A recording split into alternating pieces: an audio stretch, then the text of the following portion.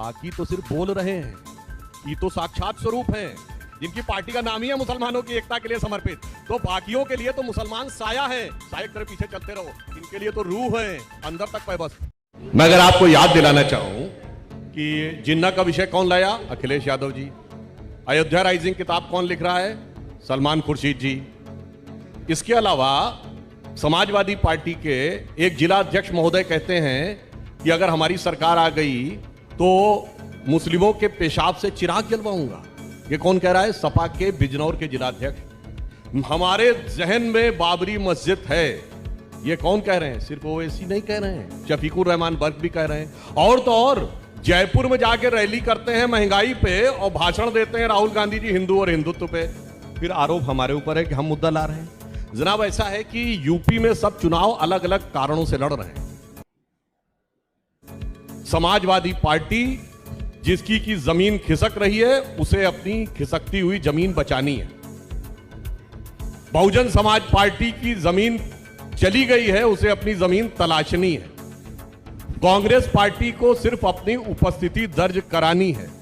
और ओवैसी जी जैसे नेता हैं जिनको सिर्फ आग लगानी है और सिर्फ भारतीय जनता पार्टी को सरकार बनानी है। क्या बढ़िया था गुरु।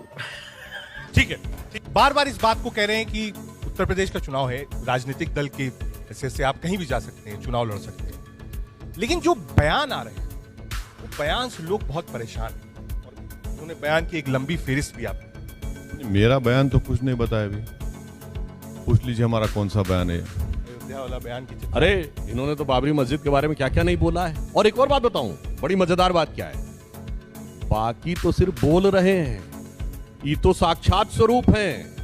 ये मोहतरमे मजलिस हैं, मुहाफिजे इत्तिहादुल मुसलमीन हैं, जिनकी पार्टी का नाम ही है मुसलमानों की एकता के लिए समर्पित। तो बाकियों के लिए तो मुसलमान साया है, साया की तरह पीछे चलते रहो। इनके लिए तो रूह है, अंदर तक पैबस है। मजा आया। इल्जाम आप पर ही नहीं, तारीफ कर रहे हैं हमारी है, तारीफ कर रहे हैं। इल्जाम नहीं है। देखिए उर्दू आप नहीं समझ रहे हैं, ये हमारी तारीफ कर रहे हैं, हम शुक्रगुजार हैं उनकी। और तारीफ करते रहिए सुधांशु जी, हमको इसमें कोई तराज नहीं है। वैसे साहब एक चीज ये नहीं समझ में आती है, सुधांशु जी हैं लगातार और बीजेपी आपको टारगेट करती है। कांग्रेस पार्टी और अखिलेश यादव कहते हैं कि साहब आप बीजेपी के बी टीम हैं, आप उनकी मदद कर रहे हैं। एक मतलब हर व्यक्ति आरोप आप पर ही लगा रहा है। अब ऐसा है ना कि अब इन तमाम को मर्द हम ही नजर आते हैं और दूसरे कमजोर नजर आते हैं। एक यूनियन मिनिस्टर जिसके पास इंटरनल अफेयर्स का मिनिस्ट्री है, उनके बेटे ने मंत्री जी की गाड़ी से 4 किसानों को रोन दिया। तो इसके बावजूद भी बीजेपी नहीं हटाएगी क्या उनको? देखिए अंग्रेजी की कहावत है कि seizures wife should be above suspicion. देखिए विपक्ष जो आरोप लगा रहा है, तो मुझे लगता है कि इसके साथ विपक्ष को अपने उस आरोप के लिए माफी मांग लेनी चाहिए कि यदि वो सत्ता में हैं तो पुलिस उनके अगेंस्ट में काम नहीं करेगी। अब ये एक्सेप्ट हो गया ना कि एसआईटी की रिपोर्ट उनके बेटे के एडवर्स है। यह इस बात का प्रमाण है कि सरकार पूरी निष्पक्षता के साथ और पुलिस पूरी निष्पक्षता के साथ काम कर रही है। हाँ, बेटे पे आरोप है, पिता पर तो आरोप नहीं है। अब यदि इसके आधार पर हो तो मैं सिर्फ 3 उदाहरण देना चाहता हूं। पिछली सरकार में आपको याद होगा, शाहजहांपुर में राम मूर्ति वर्मा पत्रकार जलकर मर गए थे और डाइंग डिक्लेरेशन में आजम खां का नाम लिख के गए थे, एफआईआर तक नहीं दर्ज हुई। मुझे कुछ दिखाई नहीं दे रहा मां। और यहां तो 120B का मुकदमा है, यानी यह बात तय होगी जांच में कि षड्यंत्र था या नहीं। वहां तो मुलायम सिंह ने एलानिया कहा कि मैंने 16 हिंदू मरवा दिए थे। अभी तो इकबालिया बयान है ना, मैं कह रहा हूं मरवा दिए थे। क्यों नहीं कहा कि निकाल बाहर करो पार्टी से? 5000 सिखों की हत्या के बाद बतौर प्रधानमंत्री स्वर्गीय राजीव गांधी जी ने क्या कहा, बड़ा पेड़ गिरता है तो धरती हिलती है। ये तो सीधे एक्सेप्टेंस हो गया ना कि हाँ 5000 मरे तो ठीक था। क्यों नहीं कहा निकाल बाहर करो? आज मैं कहता हूं उनकी पार्टी के जो लोग हैं अपने अपने उस जमाने के नेताओं की भर्त्सना कर दें और उसके बाद सवाल करें। पहले जो किया है उसकी तरफ देखें, फिर जो कहा है उसकी तरफ बात करें। ठीक है? और अभी तो रुको। एक मिनट। आप सिखों से मोहब्बत करते हैं ना? वो 4 किसान जो मारे गए कौन थे? अच्छा एक मिनट सर आप देखिए, आप इतने आप तो उठ गए एकदम। अरे बैठिए सर। देखिए वो जो किसान मारे गए सिख थे, क्या मुख्यमंत्री जाकर मिले उन मरने वालों से? किसान जो मारे गए थे सिख थे ना, लखीमपुर में, आप बुला लेते उनको अपने घर पर, या नहीं जाते तो कम से कम हमारे दोस्त सुधांशु जी को बोलते कि भाई तुम जाकर मिल लो, कम से कम उनका हाथ पकड़ो, आंसू पोंछ दो, वो भी नहीं करने देते। रुको जरा, सब्र करो। अब देखिए दोनों बातों में जवाब दूं। वहां पर 4 लोग नहीं 8 लोग मारे गए। 4 लोग कुचल कर मारे गए और 4 लोग घेर कर लाठी डंडों से पीट पीट कर मारे गए। जो कुचल के मारे गए उसमें षड्यंत्र का मुकदमा है, यह साजिश थी, यह साबित करना पड़ेगा। पर जो घेर कर मार दिए गए वो तो सरासर हत्या है, उस पर कोई सवाल नहीं। और सिखों के लिए बड़ा हमदर्दी है। अरे ये तो उस पार्टी के हैं जिन्होंने कहा था हमने 800 साल इस मुल्क पे हुकूमत की।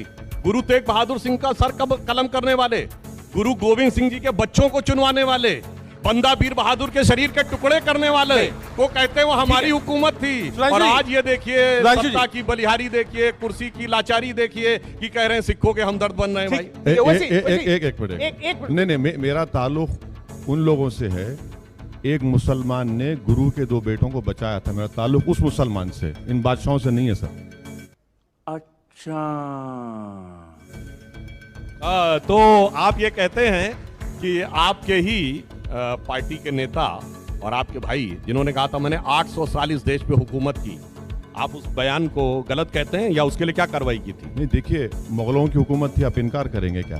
ना बदल दीजिए रोड का, आपको कोई एतराज नहीं। कहते कहते दिल की आरजू लबों पे आ ही गई, मुगलों की हुकूमत इनकी थी, मान लिया इन्होंने। म्यूजिक नहीं, मेरी नहीं थी सर, मेरा ताल्लुक मुगलों से है ही नहीं। आपको मालूम होगा, हमारा ताल्लुक नहीं। वैसे ही एक आरोप ये भी है कि ट्रिपल तलाक हो, CANRC हो, अयोध्या हो, जितने भी मुद्दे रहते हैं आप हमेशा सरकार के खिलाफ ही रहते। कोई ऐसी चीज जिससे सहमति हो आप?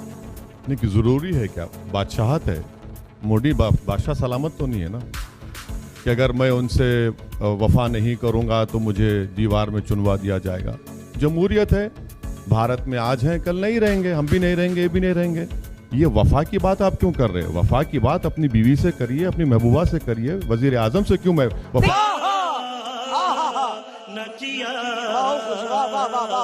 करेंगे? लोग कहते हैं कि साहब देखिए सुनिए, हर चीज पर आप अलग रहते हैं। हाँ बिल्कुल अलग है, हर चीज पर आप काउंटर करते हैं। हाँ बिल्कुल, कोई तो ऐसी चीज होगी जिसको आप छोड़ दिए, कहीं नहीं सब सरकार ने अच्छा काम कर दिया। आप लोग कर रहे हैं ना, मीडिया के लोग। वैसे आपने जो बात कही मुझे एक और चीज अच्छी याद आई। इनकी पार्टी का नाम है मजलिसे इत्तेहाद। इत्तेहाद कहते हैं यूनिटी को उर्दू में। इनका नाम हो जाना चाहिए मजलिसे इख्तलाफुल मुसलमीन। इख्तलाफ कहते हैं विरोध को, जो हर मुद्दे के ऊपर दुम धड़म धड़ैया रे, सबसे बड़े लड़ैया रे। ठीक है, देखिए फिर से हमारी तारीफ की है, अब आप फिर से हमारी तारीफ आप लोगों की पुरानी दोस्ती है। नहीं, हाँ दोस्ती जरूर है। इसको भी जनता को बताइए, जनता में इंप्रेशन जाता है कि आप लोगों की दोस्ती नहीं है। अरे है भाई, हम इनकी बड़ी इज्जत करते हैं, बल्कि हम ये मानते हैं कि बीजेपी में अगर कोई पढ़ा लिखा समझदार आदमी तो यही है, बाकी के नहीं है कोई भी। कॉम्प्लीमेंट आप ही के लिए है सुधांशु जी, कॉम्प्लीमेंट आपको ही मिला है और देखिए किसी को नहीं देते। और अगर इनको मंत्री बना दिया जाए तो बेहतर काम करेंगे। एग्रीकल्चर मिनिस्टर बनना चाहिए उनको। अब ये तो कॉम्प्लीमेंट आपके लिए है। नहीं, मैंने प्राइम मिनिस्टर से देखिए वफा हो ना हो, लेकिन आपसे वफा है। ये देखिए एक चीज इन्होंने कही। देखिए मैं एक बात कहता हूं, वैचारिक दृष्टि से हम इनके घनघोर विरोधी हैं। यूपी में 19% मुसलमान का पॉपुलेशन, 28% जेल में अंडर ट्रायल है मेरी वजह से। 2% ग्रेजुएट नहीं होते मेरी वजह से। ड्रॉप आउट रेट हाईएस्ट मुसलमानों का मेरी वजह से। यही चीजों के लिए हम लड़ रहे हैं। इससे भारत मजबूत होगा। इससे जो फिसिपियस टेंडेंसीज हैं, जो लोग एक्सट्रीम किस्म के, उनका कमजोर हो जाएंगे वो लोग। इसको समझने की जरूरत है। मगर अफसोस है कि मुझे देखकर जीना आता है। गवर्नमेंट जब ये देश आजाद, ये बताइए इस समय इस देश की सबसे छोटी माइनॉरिटी कौन है? पारसी 0.1%, 0.01% सबसे पढ़ी लिखी कम्युनिटी। सबसे प्रॉस्परस कम्युनिटी कौन है? जैन 1% की माइनॉरिटी है। सबसे इंटरप्रेन्योर कम्युनिटी कौन है? सिख 1.8% की माइनॉरिटी है। और भैया माइनॉरिटी में जो घनघोर मेजॉरिटी है उसी को समस्या है। और जब देश आजाद हुआ कोई पारसी रियासत थी, कोई जैन रियासत थी, कोई क्रिश्चियन रियासत थी? 1-2 महाराजा पटियाला वगैरह छोड़ दे, सिख रियासतें भी नहीं थी।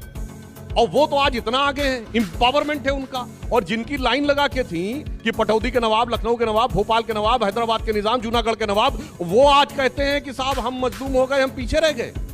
और एक फैक्ट और बता दूं, 2% ग्रेजुएट, और वो कहा मैं 1931 सेंसस बोल रहा हूं क्योंकि वो जात के आधार पर हुई थी। उस समय देश की साक्षरता दर थी 8%, यूपी की साक्षरता दर थी 7%, हिंदू समाज में सबसे पढ़ी लिखी जाति थी ब्राह्मण, जिसकी साक्षरता दर थी 15%, क्षत्रियों की थी 13% और सैयद मुसलमानों की 24%। राष्ट्रीय दर से 3 गुना ज्यादा। आज अपने मुंह से बोल रहे हैं 2% रह गए। क्यों? एक जमाने में जो कभी हुक्मरान वक्त थे, जो फतवाए आलमगीर थे, जो बादशाह जिंदा पीर थे, वो सब के सब कहते हैं कि अब हम मजलूम हो गए। आप खुद सोचिए कि आप इस मुकाम तक क्यों पहुंचे हैं। अगर आपने ये जानते क्यों पहुंचे हैं? किसी को किसी की मोहब्बत ने मारा, किसी को किसी की अदावत ने मारा और शराफत अली को सेकुलर सियासत ने मारा। क्या बढ़िया था गुरु। उम्मीद करता हूँ आपको वीडियो अच्छा लगा होगा। वीडियो अच्छा लगे तो हमेशा की तरह अपनी राय कमेंट सेक्शन पे जरूर बताइएगा